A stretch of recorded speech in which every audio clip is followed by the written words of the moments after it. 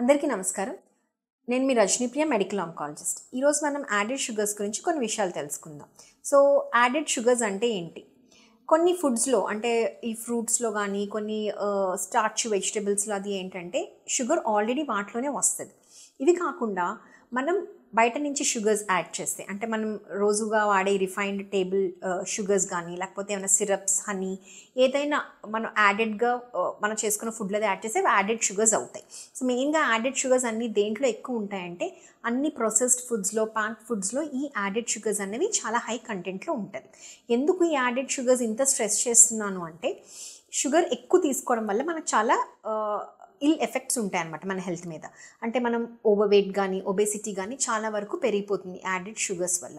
So ఈ added sugars ఒబేసిటీయే కాకుండా BP పెరగడం, షుగర్ పెరగడం, కార్డియాక్ ప్రాబ్లమ్స్కే కాకుండా క్యాన్సర్ రిస్క్ కూడా చాలా చాలా పెంచుతుంది.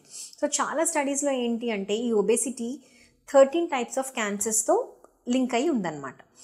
సో ఎంత వీలైతే అంత మనం ఈ యాడెడ్ షుగర్స్ని మన డైట్లో తగ్గించుకుందాం. సో ఎలా తగ్గించుకోవాలి అంటే ఫస్ట్ అండ్ ఫార్మోస్ట్ థింగ్ మనం ఎంత తీసుకుంటున్నాం పర్ డే షుగర్ అనేది మనకు అవగాహన ఉండాలి. రికమెండేషన్స్ ప్రకారం రోజుకి 6 to 8 టీ స్పూన్స్కి మించి మనం షుగర్ తీసుకోకూడదు. ఇంకా మెయిన్గా ఈ యాడెడ్ షుగర్స్ హై క్వాంటిటీలో ఉండేవి packed foods and processed foods. So ఏమైనా ప్యాక్డ్ ఐటమ్స్ అవి మనం కొనుక్కుంటున్నప్పుడు న్యూట్రిషన్ లేబుల్ చూసుకొని దాంట్లో ఈ యాడెడ్ షుగర్స్ అవన్నీ less than 5% of daily value ఉండేలాగా చూసుకోండి.